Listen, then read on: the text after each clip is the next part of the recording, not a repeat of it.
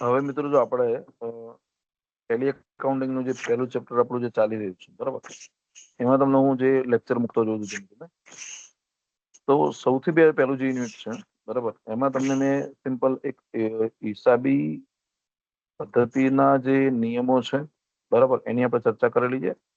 અહીંયા પીપીટીમાં તમને જોવા મળશે કે હિસાબી પદ્ધતિની જરૂર કેમ, બરાબર. તો આ શોર્ટમાં લેવાનો છું. એનું કારણ છે કે આ તમારે જસ્ટ સમજવાનું છે કે ભાઈ હિસાબી પદ્ધતિ જરૂર કેમ છે. આજે તમે ટેલી એકાઉન્ટિંગ શીખવા જઈ રહ્યા છો, રાઈટ? તો એના પહેલા આપણને ખબર હોવી જોઈએ કે ટેલી એકાઉન્ટિંગ કેમ જરૂરી છે. તો કે નોર્મલ વસ્તુ છે. ડોક્ટરનું ઉદાહરણ લો કે ભાઈ ડોક્ટરને પૂછવામાં આવે તમારી પાસે કેટલા દર્દીઓ છે, તો એને યાદ હોય નહીં કે ભાઈ રોજ તમારી પાસે રોજના 50 ના 100 દર્દી આવતા હોય, બરાબર. તો મહિનાના અંતે હું હિસાબ કરું ત્યારે મને ખબર પડે કેમ કે રેગ્યુલર ફિક્સ ના હોય ને કે રોજ 50 આવે છે, 15 આવે છે કે પૈસો આવે છે, તો એને યાદ હોતું નથી. એટલે due to low memory of the human beings, માણસોની યાદ શક્તિ ઓછી હોય છે. એવી રીતે વકીલની યાદ કરીએ તો વકીલની પાસે એક યાદી હોય, જેના ક્લાયન્ટ હોય, જેને આપણે અસીલ કહેવાય, બરાબર. તો એના પાસે કેટલા અસીલ છે તો એ આપણને એને યાદ ના હોય કે ભાઈ મારી પાસે તો કેટલા લોકો કેસ લઈને આવેલા છે, કેટલા કેસને જીતાય છે, બરાબર, અને કેટલા લોકોને મેં ન્યાય અપાયો છે. તો એ વકીલ પાસે એક લિસ્ટ યાદ નહીં હોય એને પ્રોપર, બરાબર. તો એવી રીતે વિદ્યાર્થીને યાદ કરીએ, વિદ્યાર્થી અને શિક્ષકની વાત કરીએ આપણે. તો શિક્ષક કે પ્રોફેસર હોય, કેટલા વિદ્યાર્થીને અત્યાર સુધી મને કોઈ પૂછે કે સાહેબ તમે અત્યાર સુધી કેટલા વિદ્યાર્થી ભણાયા, બરાબર, તો મને નંબર ઓફ સ્ટુડન્ટ્સ નું લિસ્ટ યાદ હોય નહીં. અત્યારે જે કોલેજમાં ભણાવતો હોય, જેટલા વિદ્યાર્થીઓ, એ મને યાદ હોય. ટૂંકમાં કહેવાનો મતલબ એમ કે વર્તમાનમાં જે વિદ્યાર્થીઓ હશે એનો નંબર, એક આંકડો મને ખબર હશે, પણ અત્યાર સુધી મેં કેટલા વિદ્યાર્થી ભણાયા જે મને યાદ હોય નહીં. તો એવી રીતે જ્યારે વેપારીની વાત કરીએ તો વેપારી જે હોય એ વેપારી પાસે કેટલાય વ્યવહારો થતા હોય. મહિનાના અંતે કેટલીક વાર રોજબરોજના વ્યવહારો વધી જાય તો મહિને હિસાબ મારીએ, બરાબર. તો રોજના રોજ વ્યવહારો સરખા ના હોય તો મહિનાના 500 વ્યવહારો થતા હોય, મહિનાના 1000 વ્યવહારો પણ થતા હોય.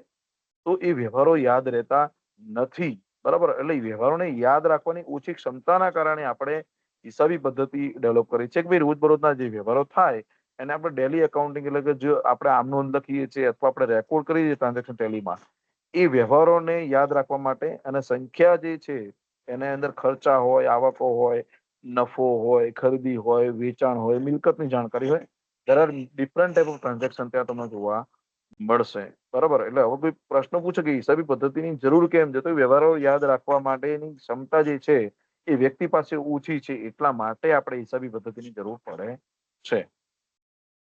પરિચયમાં હું જવાનું નથી એટલા માટે કે ભાઈ હવે day by day number of businesses are increases and ultimately transaction of the business are increases. તમે જુઓ કે ભાઈ જે વ્યવહારોની સંખ્યા વધે છે એનું કારણ શું છે, તો કે સામે ધંધાની જે સંખ્યા છે, બરાબર, એ વધતી જાય છે. Day by day businesses are increases, બરાબર.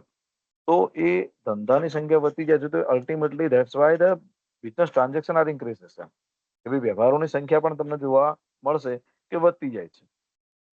તો તમને મેં હમણાં જે પ્રમાણે વાત કરી કે ભાઈ હિસાબી પદ્ધતિ જે રોજબરોજના જે વ્યવહારો છે, બરાબર, એને શાંતિથી રેકોર્ડ કરી શકે, બરાબર. એટલા માટે આપણી પાસે હિસાબી પદ્ધતિ આવેલી છે. મેં તમને હમણાં વાત કરી પ્રમાણે કે ભાઈ હિસાબી પદ્ધતિની વ્યાખ્યા પણ આપેલી છે કે નામું એ કળા છે અને વિજ્ઞાન છે, બરાબર. પણ એને આપણે પ્રૂવ કરી શકતા નથી. એમાં રૂલ્સ છે, રેગ્યુલેશન છે, એટલા માટે આપણે એકાઉન્ટિંગ લખીએ છીએ. આપણી પાસે પ્રોપર એના નિયમો છે, બરાબર. એટલે આપણે એકાઉન્ટ લખી શકીએ છીએ. એટલે અકાઉન્ટિંગ એક કળા પણ છે, જે આપણે તમે ડેફિનેશનમાં જોઈ શકો છો. શોર્ટમાં કેવું હોય કે ભાઈ વોટ ઇઝ અકાઉન્ટિંગ, અકાઉન્ટિંગ છે શું એકચ્યુઅલી, તો કે સિમ્પલ કે ભાઈ અકાઉન્ટિંગ એ રેકોર્ડિંગ પ્રક્રિયા છે. કોઈ એક જ લાઈનમાં આન્સર આપવો હોય કે વોટ ઇઝ અકાઉન્ટિંગ, તો systematic recording of the transaction. એટલે કેવું હોય તો કહી શકાય, બરાબર, કે ભાઈ જે વ્યવહારો છે એને પદ્ધતિસર નોંધવાની પ્રક્રિયા છે, it is call accounting. A accounting, right. પણ એની ડેફિનેશનમાં તમારે ડિટેલમાં જવું હોય તો આટલું બોલી શકાય કે it is art of recording. એ આ અકાઉન્ટિંગ એ રેકોર્ડ કરવાની પ્રક્રિયા પણ છે. It is art of classifying, બરાબર. તમે એને ઓલું કરો છો ને, શું કહેવાય, ખતવણી, પોસ્ટિંગ. તો accounting is art of the posting. તમે એને વ્યવહારોની નોંધણી કરી પછી એના પર તમે શું કરો છો, એને પોસ્ટિંગ કરો છો. Ultimately you are recording and then classifying in the different type of accounts, right? And then summarizing at the end of the day, at the end of the month, end of the year, right? આપણે કહી શકીએ કે we summarize the accounting, right? એ આપણે એને summarise કરીએ છીએ. કઈ રીતે? we are preparing trial balance after closing all the accounts. બધા જ અકાઉન્ટને તમે ક્લોઝ કરો છો ને ultimately we are recording classifying, and then we are preparing our trial balance. So it is called summarizing, right? In significant manner in terms of money. Simple વસ્તુ છે કે ભાઈ એ એક પર્ટિક્યુલર મેનરમાં એટલે કે એના નિયમો પ્રમાણે, અને બીજું કે એ એક ટર્મ્સ ઓફ મની નાણાંના સ્વરૂપમાં તમે એને જોઈ શકો છો વ્યવહારને, રાઈટ? એટલે અકાઉન્ટિંગ જે છે એ ટર્મ્સ ઓફ મની એટલે કે નાણાંના સ્વરૂપમાં નોંધાયેલા હોય, અને તમે જે એકાઉન્ટમાં નોંધો છો there is two types of transaction and events both, બરાબર? એટલે વ્યવહાર પણ અને ઘટના બંનેનો તમે નોંધ કરો છો કે right, which which are part of at least the financial characters and interpreting the reason thereof. આપણે આમનો લખીએ છીએ અને એને આપણે નીચે લખવું પડે છે બાબત છે, રાઈટ? એ બાબત છે કેમ લખવી પડે છે? બીકોઝ ઓફ એ નેરેશન એટલા માટે લખવી પડે છે, બરાબર? કે ભાઈ એ યાદ રહે કયા વ્યવહાર માટે. અને આપણે જ્યારે એનાલિસિસ કરીએ છીએ, ratio analysis, right, interpreting the reasons, ratio કેમ વધારે ઊંચો નીચો છે, બરાબર? કોઈ રેશિયો ઓછો છે, કોઈ રેશિયો વધારે છે, તો એના માટેના પર્ટિક્યુલર રીઝન આપણે આપવા પડે છે, રાઈટ? તો અકાઉન્ટિંગ ઇઝ આર્ટ, એટલે એક આર્ટ છે. બીજી વાત કરીએ, એકાઉન્ટિંગ ઇઝ અ સર્વિસ, એ સર્વિસ પણ છે. Why service? accounting service function to provide the quantitative information and primarily financial in nature, બરાબર? બે મિનિટ, આ પીપીટી ચેન્જ નથી થતી એટલે એનું પરથી ક્લિક કરું છું, કદાચ તમે જોઈ શકશો. Stop sharing.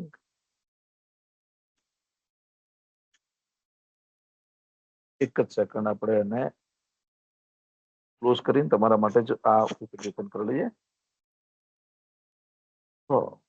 2 minutes please, give me 2 minutes. Okay, now we share again.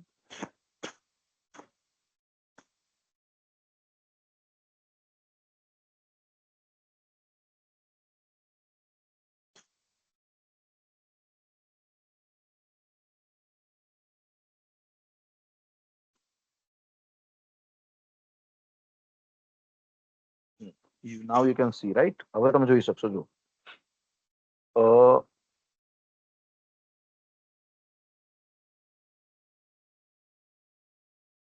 from beginning.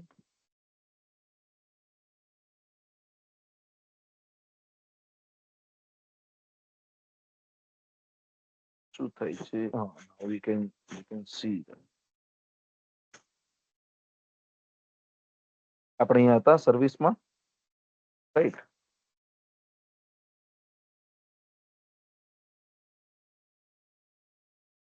જુઓ તમે, અકાઉન્ટિંગ સર્વિસ કેમ માટે સર્વિસ કહેવામાં આવે છે, બરાબર? તો કે accounting service it's function to the provide the quantitative information, એટલે કે એ ગાણિતિક માહિતી આપે છે તમને, જથ્થાત્મક માહિતી તમે કહી શકો એને, પણ આપણી ભાષામાં કેવું હતું, આંકડા આપણને જોવા મળે છે, right? Primarily financial in nature, એ નાણાકીય સ્વરૂપે તમને જોવા મળે છે. અબાઉટ ધ ઇકોનોમિક એક્ટિવિટીઝ, જે આપણને આર્થિક વ્યવહારોના જ એક ભાગરૂપે આપણને જોવા મળે છે, right? That is intended to be useful in making economic decision. એટલે તમે નાણાકીય જે વ્યવહારો જે થાય છે, આર્થિક વ્યવહારો જે થાય છે, રાઈટ, એ તમે અકાઉન્ટિંગ સર્વિસ શું કામ કરે છે? અકાઉન્ટિંગ સર્વિસનું જે બેઝિક વર્ક શું છે? તો કે basic work is that it you can take decisions in different manners, બરાબર? તમારા અલગ અલગ પ્રકારના વ્યવહારો તમે લો અને એનું તમે રેકોર્ડિંગ કરી શકો છો, અને એ રેકોર્ડિંગ કરો છો એટલા માટે તમે એના આધારે ડિસિઝન લઈ શકો છો કે ભવિષ્યમાં તમારે જરૂર કેમ પડશે અકાઉન્ટ લખ્યા પછી મૂકી દેવાના? ના, એ ભવિષ્યમાં જ્યારે તમારે કોઈ ડિસિઝન લેવાના હોય તો તમને એ મદદરૂપ થાય છે, રાઈટ? આ જસ્ટ એક સ્લાઇડ હતી કે જેમાં તમને આખો ઇતિહાસ જે છે તમે જયારે પરીક્ષામાં લખશો ત્યારે તમને જોવા મળશે, બરાબર? હવે આ અકાઉન્ટનું જે મૂળ ઇતિહાસ છે તમને જોવા મળશે, એમાં તમારે શું કરવાનું શું છે, તો આ તમને દેખાશે. જો કે ભાઈ 1760માં ઇંગ્લેન્ડમાં ઔદ્યોગિક ક્રાંતિ, બરાબર, વાણિજ્યનો અભૂતપૂર્વ વિકાસ, વાહન વ્યવહારમાં ગતિ એટલે ક્રાંતિ, વ્યવહારોનું સ્વરૂપ બદલાય છે, એના પછી જોઈન્ટ સ્ટોક નામનો એક શબ્દ ઉદ્ભવે છે, બરાબર? પ્રમાણમાં મૂડી એકત્રિત કરવામાં આવે અને સેલ્યુલર બન્યા, એટલે જોઈન્ટ સ્ટોક કંપનીનો ઉદ્ભવ થયો. એટલે તમને ખબર પડે કે મૂડી એકત્રિત કરો એટલે જે મૂડી જેની પાસે તમે એકત્રિત કરો છો, બરાબર, એ સેલ્યુલર બન્યા, બરાબર? બીજું કે હિસાબી વહીવટ ડિરેક્ટરોને સોંપાયો. જે હિસાબો હતો એ કોણ હવે કરવા માંડ્યું, એનો હિસાબનો રેકોર્ડ કોણ રાખવા માંડ્યું, તો કે ડિરેક્ટરો, જેને આપણે એમડી કહીએ છીએ, અત્યારે સીઈઓ કહીએ છીએ, રાઈટ. અત્યારે તો એક નવો શબ્દ આવ્યો છે એકાઉન્ટ મેન્ટેન કરવા માટે, સીએફઓ. તો નાણાં રોકનાર શેરહોલ્ડરને તેના હિસાબ આપવાનું કાયદા દ્વારા ફરજિયાત બનાવવામાં આવ્યું. જે કંપની એક્ટ છે શું કામ કરે છે, સેબી એક્ટ શું કામ કરે છે, બરાબર. તો એ કામ કરે છે કે શેરહોલ્ડરને એના જે રોકાણ કર્યું છે એના બદલામાં એનો હિસાબ એના પ્રોપર ટાઈમે મળી જાય, રાઈટ. એ વાત અહીંયા થાય છે. બીજું કે હિસાબી નિષ્ણાંતો જે હોય એ ઓડિટર જે હોય એ ઓડિટ પણ કરતા, બરાબર.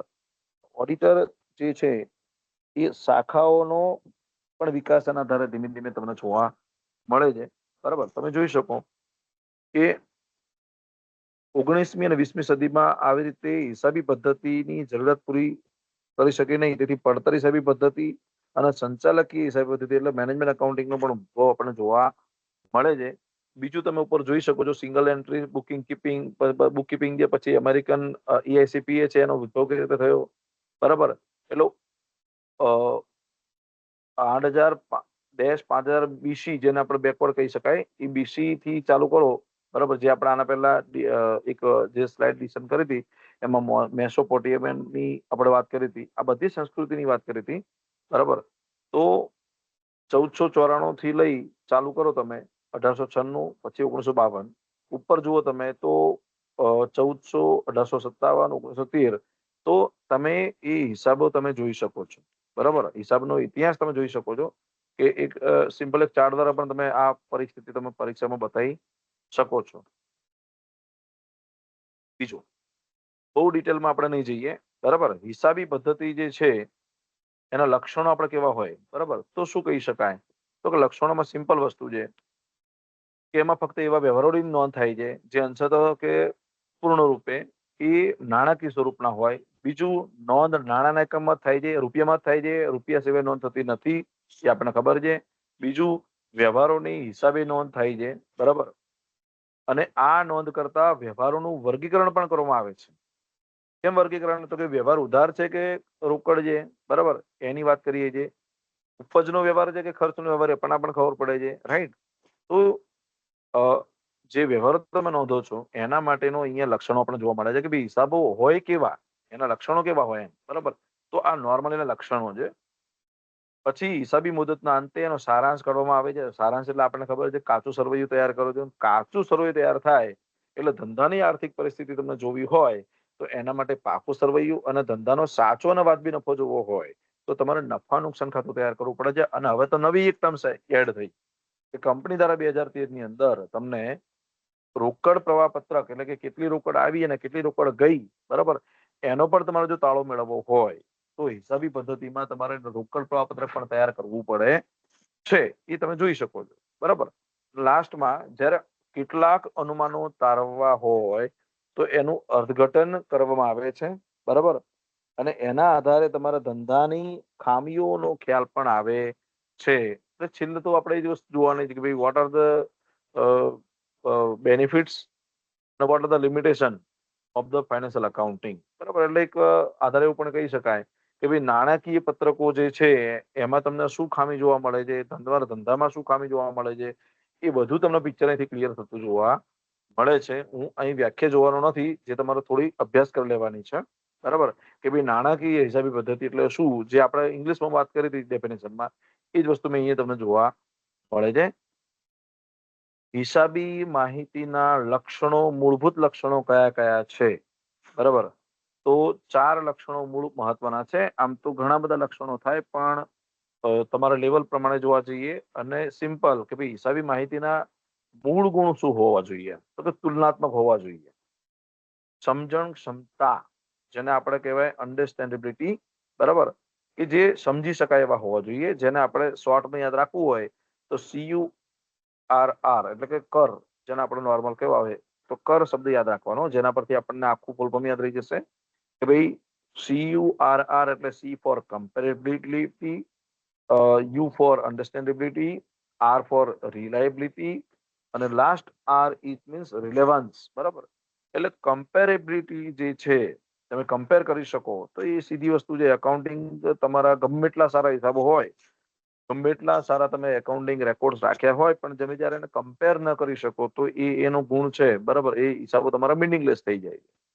તમે ગમે એટલા સારા હિસાબો તૈયાર કર્યા હોય પણ એને કોઈ સમજી ન શકે, બરાબર, તો એ હિસાબો પણ તમારા માટે નકામા સાબિત થાય છે. બીજું કે તમારા હિસાબો ગમે એટલા સારા તમે દર્શાવેલા હોય પણ એના પર વિશ્વાસ લોકોને ના આવે, એના પર લોકોને ટ્રસ્ટ ના આવે, ત્યાં સુધી એ નકામા છે. કારણ કે તમારા હિસાબ પર વિશ્વાસ પાત્રતા હોવી જોઈએ. તમારી કંપનીમાં લોકોને વિશ્વાસ ક્યારે પડશે? જ્યારે તમારા હિસાબો રિલાયેબલ કરી શકાયેલા હોવો જોઈએ. રિલાય એટલે વિશ્વાસ કરી શકાય એવા હોવો જોઈએ, રાઈટ?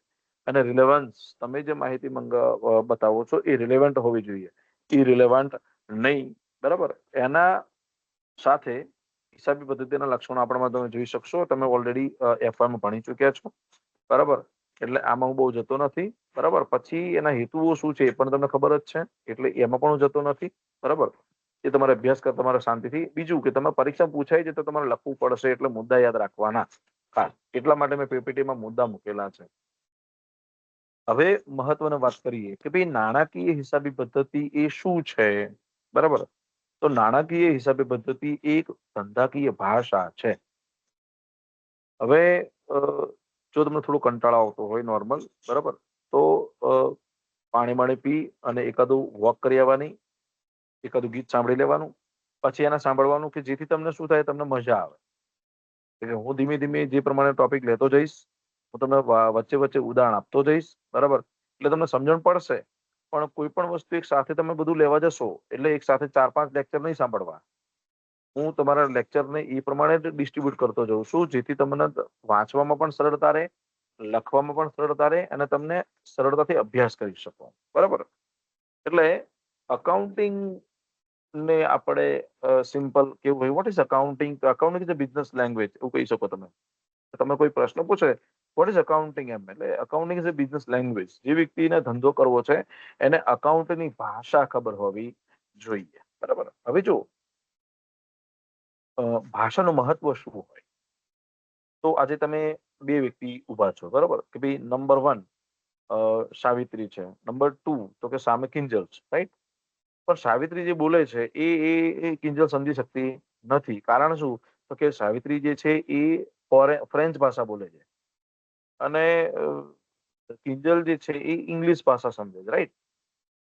તો બંનેની ભાષા અલગ હોવાથી બંનેના વચ્ચેનો જે વ્યવહાર જે છે એ સમજી શકતા નથી. નંબર 2, બરાબર, ડિમ્પલ નું અને વસંત બે આપણે એક્ઝામ્પલ લઈએ. ડિમ્પલ જે છે, બરાબર, એ અંગ્રેજી ભાષા સમજે છે અને વસંત જે છે એ ગુજરાતી ભાષા સમજે છે. હવે ગમે એટલું ઇંગ્લિશ સારું ડિમ્પલ બોલતી હોય પણ જ્યારે વસંતને ખબર જ ના પડતી હોય તો એનો કોઈ મતલબ છે નહીં, રાઈટ? હું ગમે એટલી સારી ભાષા જાણતો હોય, સપોઝ મને ફ્રેન્ચ ભાષા આવડે છે, તમારી સાથે હું ફ્રેન્ચ ભાષામાં વાત કરવા માંડું, પણ you can't understand because you don't know about the language, right? તમને એ ભાષા ખબર જ નથી. તો જેમ અંગ્રેજી ભાષા, ગુજરાતી ભાષા અને હિન્દી ભાષા, આજકાલ ભાષાઓનો પણ ક્રેઝ ઘણો બધો છે. લોકો આજે મિનિમમ 3 ભાષા તો જાણતા હોય છે અને શોખ ખાતર જર્મન, ફ્રેન્ચ, બ્રિટિશ આ બધી લેંગ્વેજ એ લોકો શીખતા જોવા તમને મળે છે. પણ આપણે એક અલગ ભાષાની વાત કરવાની છે. આપણે એક અલગ ભાષાની વાત કરવાની છે. હવે એ અલગ ભાષા કઈ? તો કે જ્યારે તમે અકાઉન્ટ લઈને બેઠા હોય ને, બરાબર, કેમ કે ભાષાના જે મહત્વનો જે આશય છે એ છે કન્વે ધ મેસેજ. ભાષાનો મૂળ હેતુ શું છે? તમારો મેસેજ પહોંચવો જોઈએ, બરાબર. તો હિસાબી પદ્ધતિના માધ્યમથી બે પક્ષકારો વચ્ચે એટલે કે ધંધાકીય એકમના કોઈ પણ આર્થિક વ્યવહાર અંગેની માહિતીની આપ-લે થઈ શકે છે. હું તમને સિમ્પલ એક્ઝામ્પલ આપું કે આઈ એમ અ બિઝનેસમેન, મારો પોતાનો બિઝનેસમેન, એટલે હું પોતે બિઝનેસમેન છું, હું પોતે કંપની ધરાવું છું, મેં એક IPO બહાર પાડેલા છે, મારી કંપનીમાં શેર છે અને મારા શેર ઘણા બધા લોકોએ ખરીદેલા છે. હવે જે ખરીદેલા શેર જે છે એ ખરીદેલા શેર એ જે લોકોએ મારા શેર ખરીદ્યા છે એ બધા મારા શેર હોલ્ડર છે, રાઈટ? તો હવે જે લોકોને મારે કંઈક આપવાનું છે એ લોકો રોકાણ કર્યું તો મારી જવાબદારી શું બને? તો કે મારી જવાબદારી એ બને કે મારે એમને હિસાબ ચોખ્ખો આપવો પડે. શું આપવું પડે? હિસાબ ચોખ્ખો આપવો પડે. અને હિસાબ ચોખ્ખો આપવા માટેનું જે માધ્યમ જે છે એ છે બિઝનેસ ની ભાષા અને એને કહેવાય આપણે અકાઉન્ટ. કે હિસાબો દ્વારા હું એમને કંઈક બતાવી શકીશ કે તમે મારી પાસે પૈસા રોક્યા તો હું તમને એક નાણાકીય પત્રકો રજૂ કરીશ, એ નાણાકીય પત્રકોમાં શું હશે? તો કે નાણાકીય પત્રકોમાં હશે તો કે પાકું સરવૈયું હશે, વેપાર ખાતું હશે, નફાનું સંકાતું, પછી રોકડ પ્રવાહ પત્રક, ઇક્વિટીમાં ફેરફાર થશે તો પત્રક, ઘણું બધું હોઈ શકે. પણ એ બધું મારે કઈ રીતે દર્શાવવાનું? જે ભાષામાં તમને ખબર પડતી હોય એ. એટલે હિસાબી નિયમો હિસાબી, સિદ્ધાંતો હિસાબી, ધારણાઓ હિસાબી, પ્રણાલિકાઓ બીજું. હવે તમે ટીવાય ભણો છો, બરાબર? હવે તમને બીજું ઉદાહરણ આપો. કે તમારો જ કોઈ મિત્ર છે, કે ભાઈ કોઈ છોકરો છે, આપણે કાનજીને ઉદાહરણ લઈએ, પછી નંદિની જે છે, તૃપ્તિ છે, બરાબર? બધી છોકરીઓ છે આપણા ક્લાસમાં, આર્ટ્સની છોકરીઓ. હવે એમને હું પૂછીશ કે ભાઈ ચલો આમાંથી કોણ મને ઉધાર જમા સમજાવશે? તો આર્ટ્સના વિદ્યાર્થીઓને જ્યારે હું મારી સામે બોલાવીશ અને પ્રશ્ન પૂછીશ કે ભાઈ આ અકાઉન્ટિંગ નોર્મ્સ જે છે, અકાઉન્ટિંગ ઉધાર જમાના નિયમો કોને આવડે છે, બરાબર? તો એ લોકો મારી સામે જોઈ રહેશે. કારણ શું? તો કે એ લોકો પહેલાથી જે વિષય ભણ્યા છે એમાં કોઈક ઇતિહાસ ભણ્યો હશે, કોઈક સમાજ વિદ્યા ભણ્યું હશે, કોઈક ઇંગ્લિશ ભણ્યું હશે, કોઈક હિન્દી ભણ્યું હશે, હે ને? તો એમને મારો વિષયની ખબર પડવાની નથી. પણ હું હમણાં તમને પૂછું, તમે ટીવાય 11મા ધોરણથી લઈને ભણવાનું ચાલુ કર્યું અને અકાઉન્ટ તમે ભણતા ભણતા આયા, અત્યારે ટીવાયમાં આવી ગયા, હે ને? તો ટીવાયમાં આવી ગયા, તો એ ટીવાયમાં તમે આયા પછી હવે તમને હું પ્રશ્ન પૂછું કે ભાઈ અકાઉન્ટિંગ મેથડ્સ કોને કહેવાય, અકાઉન્ટિંગ રૂલ્સ કેને કહેવાય, અકાઉન્ટિંગ એઝમ્પશન કોને કહેવાય, બરાબર? તો આ બધું તમે મને કહી શકશો. કારણ શું? કે તમે ભણ્યા છો, બરાબર? તો ભાષા વિજ્ઞાન આખું અલગ છે, બરાબર? અને હિસાબનું વિજ્ઞાનનું સ્વરૂપ આખું પાછું અલગ છે. એટલે જ્યારે તમારે વાત કરવાની હોય કે ભાઈ ધંધાની ભાષા તરીકે હિસાબી પદ્ધતિ જે છે એ ધંધામાં શું સમજાવે છે, તો કે પહેલા આપણે 11મા ધોરણમાં શરૂ કર્યું તો આપણને શીખવાડવામાં આવ્યું હતું કે ભાઈ ધંધામાં આર્થિક અને બિન આર્થિક વ્યવહારો હોય છે. હવે આ ક્યાં ભણ્યા તમે? અર્થશાસ્ત્રમાં, હે ને? પણ અર્થશાસ્ત્ર તમે શું ભણ્યા હતા? તો કે આર્થિક પ્રવૃત્તિ કોને કહેવાય અને બિન આર્થિક પ્રવૃત્તિ કોને કહેવાય. એમાંથી જન્મ લીધો આર્થિક વ્યવહાર, બરાબર? એટલે આર્થિક વ્યવહાર કોને કહેવાય, બિન આર્થિક વ્યવહાર કોને કહેવાય? જે નાણાકીય મૂલ્યમાં જેનું અસ્તિત્વ હોય, બરાબર, જેને આપણે આર્થિક વ્યવહારો તરીકે ઓળખીએ છીએ. બીજું તો કે આર્થિક સ્થિતિની માહિતી મેળવવી હોય તો હિસાબી પદ્ધતિ દ્વારા ધંધાકીય એકમના વાર્ષિક હિસાબો અને અન્ય પત્રકો જે તૈયાર કરવામાં આવ્યા હોય તેનો અભ્યાસ આપણે કરવો પડે છે, બરાબર? એનો અભ્યાસ કરવો તો તમારો માહિતી મેળવવાનો ઉદ્દેશ પૂરો થશે. બીજું કે આપણે ખાલી હિસાબોથી મતલબ નથી. આપણને હિસાબની સાથે હિસાબો પરથી આપણને શું ખબર પડશે? તો કે તમે અત્યારે ટીવાય બીકોમમાં ભણો છો અને ટીવાય ની અંદર તમારે ગુણોત્તર વિશ્લેષણ ભણો છો અને ગુણોત્તર વિશ્લેષણના આધારે હું તમને પ્રશ્ન પૂછું કે કંપનીની નફાકારકતા કોને કહેવાય, કંપની સદ્ધરતા કોને કહેવાય, કંપનીની પ્રવાહિતતા કોને કહેવાય, આ બધી જ માહિતી તમે જો મને આપી શકતા હોય તો તમે મને ગુણોત્તર વિશ્લેષણના અભ્યાસ દ્વારા કહેશો કે સર આ ગુણોત્તરો છે જે સદ્ધરતા દર્શાવે છે, આ ગુણોત્તરો જે છે એ પ્રવાહિતતા દર્શાવે છે, પછી જે ચોખ્ખા નફાનો ગુણોત્તર છે, કાચા નફાનો ગુણોત્તર છે, બરાબર? આ બધા ગુણોત્તરો મને બતાવે છે. શું બતાવે છે? તો કે કંપનીની નફાકારકતા બતાવે છે. તો આજે તમે હિસાબ ભણ્યા, હિસાબ સમજ્યા, એટલા માટે તમે મને નફાકારકતાનો, સદ્ધરતાનો, પ્રવાહિતતાનો અને રોકડ પ્રવાહના અલગ અલગ ગુણોત્તરો તમે મને કહી શક્યા.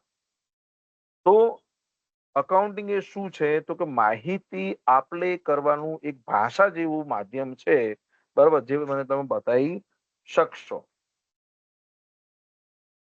પછી આપણે વાત કરીએ તો હું હવે નાણાકીય હિસાબી પદ્ધતિના ફાયદામાં જવાનો નથી, પણ તમારે ખાસ આ નાણાકીય હિસાબી પદ્ધતિ જે છે એને ખાસ અભ્યાસ કરવાનો રહેશે. ફાયદા તમે જોઈ શકશો, બરાબર? પછી તમે હિસાબી માહિતીના ઉપયોગ કરતા આ ખાસ યાદ રાખજો, લિસ્ટ બનાવી લેવાનું કે હિસાબી પદ્ધતિ જે છે એ કોનો કોનો ઉપયોગી છે, બરાબર? એ કોના કોના માટે ઉપયોગી છે? કદાચ સ્ક્રીન તમને દેખાતી નહીં હોય, હું સ્ક્રીન સ્ટોપ કરીને પાછી હું ઓપન કરીશ જો તમને દેખાય, બરાબર? તો તમે જુઓ કે હિસાબી માહિતીના ઉપયોગ કરતા એક પુસ્તક how to read balance sheet કઈ રીતે વાંચવી, બરાબર. તો દરેકનું એંગલ અલગ અલગ હોય. આજે મારા નાણાકીય હિસાબો રજૂ મેં કર્યા, એનો ઉપયોગ કરતા માટે મેં આખું લિસ્ટ બનાવ્યું છે 15 જેટલું, બરાબર.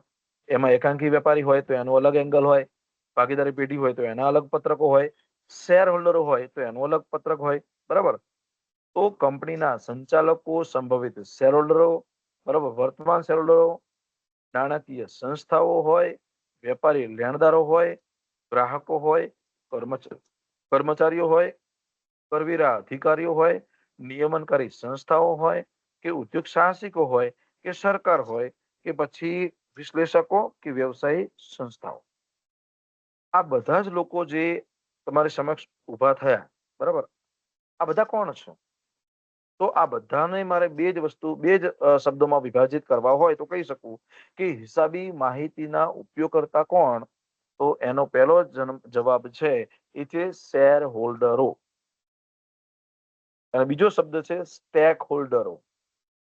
જેને તમારા ધંધામાં રસ છે, જેને તમારા ધંધામાં હિત દેખાય છે, બરાબર, જેને આપણે હિત ધારકો પણ કહીએ છીએ. તો એમાં કોણ આવે? તો કે નાણાકીય સંસ્થાઓ છે, વેપારી લેણદારો છે, ગ્રાહકો છે, કર્મચારીઓ છે, કરવેરા અધિકારીઓ છે, નિયમનકારી સંસ્થાઓ છે, સરકાર છે. આ બધામાં તમારા ધંધામાં હિત જુએ છે, બરાબર. સરકારનો ઉદ્દેશ્ય શું હોય કે આ કંપની જે કેટલો ટેક્સ ભરતી હશે, અથવા આ કંપની કેટલો ચોખ્ખો ટેક્સ ભરે છે, એનો ઉદ્દેશ્ય હોય, બરાબર. કરવેરા અધિકારીઓ છે તો એ ટેક્સ કેટલો ભરે છે, કેટલું ટેક્સ રિટર્ન, આના નાણાકીય પત્રકો કેટલા ચોખ્ખા છે, બરાબર. શેર હોલ્ડરો હોય તો એનું આખું એંગલ અલગ છે. શેર હોલ્ડરનો તો ડિવિડન્ડમાં રસ હોય, પોતાની મૂડી પાછી આવી જાય એમાં રસ હોય. લેણદાર હોય તો એને શેમાં રસ હોય કે આ કંપનીનો માલ સપ્લાય કરું કે ના કરું, એના રસ હોય, બરાબર. તો ઉપયોગ કરતા તમારે ખાસ યાદ રાખવાનું, પરીક્ષામાં પૂછાય તો લખવાના છે, નથી પૂછાતા કઈ વાંધો નહીં, તમારા નોલેજ માટે તમને ઉપયોગી થશે.